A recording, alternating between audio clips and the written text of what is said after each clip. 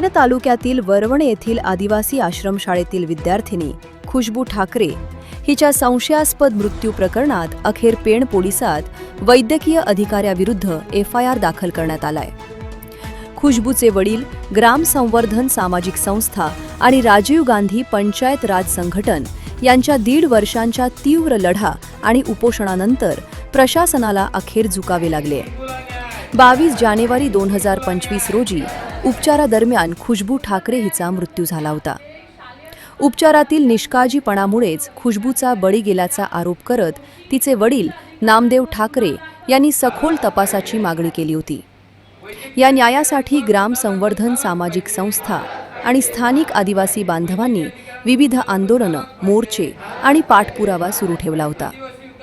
अनेक चौकशी अहवाल आणि वैद्यकीय निष्काळजीपणा समितीचे निष्कर्ष येऊनही पोलीस गुन्हा दाखल करण्यास टाळाटाळ करत होते।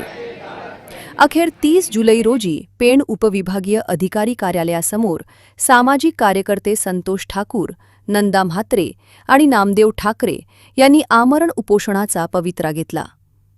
आंदोलनाचा तीव्र हिसका बसताच पेण उपविभागीय अधिकारी प्रवीण पवार यांनी उपोषणकर्त्यांची भेट घेऊन पोलीस उपनिरीक्षक निलेश राजपूत यांच्या तक्रारीवरून वैद्यकीय अधिकारी ममता मधुकर गजबे यांच्यावर भारतीय न्याय संहितेच्या कलम 106(1) नुसार FIR नोंदवण्यात आल्याची प्रत सुपूर्द केली।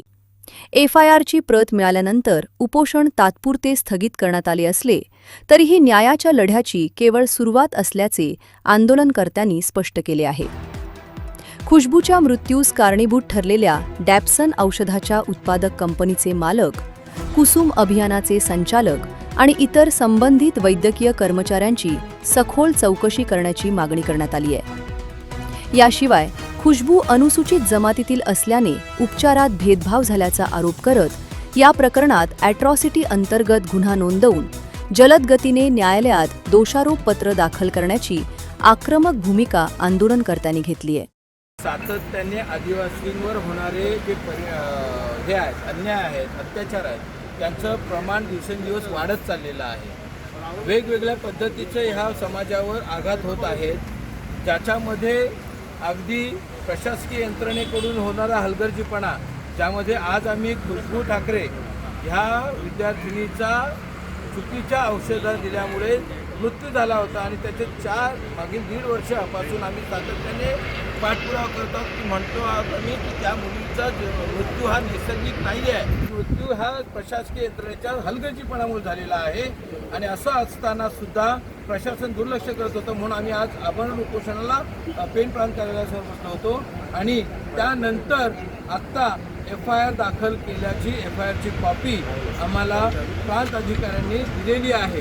त्यामुळे आता FIR होऊन पूर्ण म्हणजे त्याच्यावर थांबायचं नाही आहे आम्हाला, तर FIRमध्ये कुणाकुणाला इन्व्हॉल्व केलेलं आहे। कारण कुसुम योजनेचा जो काही अभियान ज्यांनी राबवला, ज्यांनी त्याचे डिझाईन केलं, तिथूपासून ते अगदी खुशबूला गोळ्या देणाऱ्या किंवा उपचार करणाऱ्या किंवा ज्या आदिवासी विकास प्रकल्पाच्या कार्यालयामध्ये खुशबूला आश्रमशाळेत ठेवलं गेलं, तिथल्या अगदी रेक्टरपर्यंत सगळ्यांची चौकशी होणं गरजेचं आहे ह्या FIRच्या निमित्ताने। कारण नुसती FIR केली म्हणजे पोलिसांची जबाबदारी संपत नाही आहे। त्यामुळे आमची ही मागणी आहे की FIR केलीच, आता ह्या सगळ्यांचा तपास करा आणि आमची ही मागणी आहे। मग नंदा म्हात्रे मॅडम असतील, त्या पंचायत राज संघटनेच्या प्रमुख आहेत, ज्या सातत्याने कंटिन्यू प्रयत्न करत आहेत, आणि ग्रामसंवर्धन सामाजिक संस्था याचे कार्यकर्ते आम्ही साक्षीदार व्हायला तयार आहोत। तांबडीतील लोक ह्या प्रकरणामध्ये आम्ही साक्षीदार व्हायला तयार आहोत। पोलिसांनी ते आम्हाला साक्षीदार करायचं आहे, कारण हा प्रश्न फक्त एका मुलीपुरता नाही, तर तो ह्या आदिवासी समाजापुरता आहे। जनोदय करिता विनायक पाटील, पेण। जनोदय।